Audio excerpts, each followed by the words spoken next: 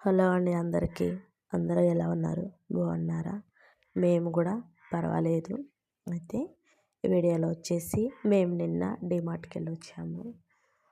డీమార్ట్కి ఏముంది, అందరూ వెళ్తారు కదా, మామూలే కదా, ఇలాంటివి కూడా పెట్టాలి నా వీడియోస్ అని అనుకోవద్దు. వీటితో పాటు నాదొక చిన్న ఎమోషన్ ఏంటిదంటే పండగ సరుకులు. నా చిన్నప్పుడు పండగ సరుకులు అంటే మేము మా చిన్నప్పుడు పల్లెటూరులో ఉండేవాళ్ళం. మేము సరుకులకి వెళ్ళాలంటే కనిగిరికి వెళ్ళాలి. అయితే నేను, మా తమ్ముళ్ళు, మా అక్కలు ఐదుగురం ఉంటాం కాబట్టి మేము ఎక్కువ ఎక్కడికి వెళ్ళింది లేదు, ఇంటి దగ్గరే ఉండేది.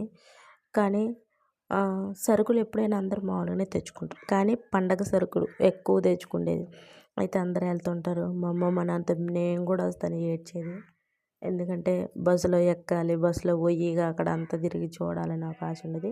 బస్సు అంటే అప్పుడంతా మేము మా చిన్నప్పుడు మా ఊరికి బస్సులు రెండో మూడో ఉండేవి అంతే. అప్పుడు అదొక ఆశ చిన్నప్పుడు, అయ్యొక ఆనందము. అవన్నీ నాకు ఇప్పుడు గుర్తొచ్చినాయి ఈ సరుకులు సర్దుకుంటుంటే. అందుకని ఈ విషయాన్ని ఇట్లా కొంచెం షేర్ చేసుకుంటున్నాను. అయితే పండగ సరుకులు అంటే ఎక్కువ ఎక్కువ తెచ్చుకుంటాం. చిన్నప్పుడు పండగలు అంటే ఏంటిది ఆనందం, కొత్త బట్టలు, పిండి వంటలు అవే కదా ఇంకా. ఇలా ఇప్పుడంటే పెళ్ళి అయ్యి పిల్లలు ఉన్న తర్వాత ఇక హైదరాబాద్ అని బెంగళూరు అని ఇట్లా తిరుగుతున్నాం, కానీ ఇట్లా వచ్చేసి ఇట్లా ఉంటున్నాం. కానీ నా చిన్నప్పుడు అయితే పెళ్ళి కాకముందు దాకా కూడా ఎక్కువ ఊరి దగ్గర నుంచి ఎటు పోయింది లేదు. కాకపోతే ఇంకా అక్కడక్కడ చిన్న చిన్న ఊర్లు బంధువుల దగ్గరికి అట్ట వెళ్తాం అంతే. కానీ ఇటు పెద్ద పెద్ద అంటే సిటీలకు అంత వచ్చింది ఏం లేదు. అప్పుడు అంతగా తెలిసేది కూడా కాదు. అయినా అప్పటికి ఇప్పటికి తేడా ఏంటంటే అప్పుడు ఏమి లేకపోయినా కూడా చిన్న చిన్న ఆనందాలు అవన్నీ బాగుండేవి. ఇప్పుడు అన్నీ ఉన్నా కూడా చిన్నప్పుడు ఉన్న ఆ చిన్న ఆనందాలు అట్లాంటివి ఏమి ఉంటాయి. కానీ తల్లిదండ్రులు అయిన తర్వాత ఒక బాధ్యతలు, పిల్లలు ఉన్న తర్వాత అట్లాంటివి ఎన్నో వస్తాయి కదా. ఇవన్నీ వచ్చిన తర్వాతే అప్పుడు మన తల్లిదండ్రులు ఎందుకు వాళ్ళు కూడా అంత ఇబ్బందిగా బాధలుగా ఉండేవాళ్ళు అర్థమైంది. అయితే కొత్త బట్టలు అయినా ఇంక అన్నీ మా అమ్మ మా నాన్న వాళ్ళు తెచ్చేవాళ్ళు, వాళ్ళు తెచ్చినవి మేము వేసుకునేది, అలా ఉండేది. చాలా హ్యాపీగా ఉండేది. ఇక వాటికి వీటికి ఎందుకో గుర్తొచ్చింది, ఇలా షేర్ చేసుకున్నాను.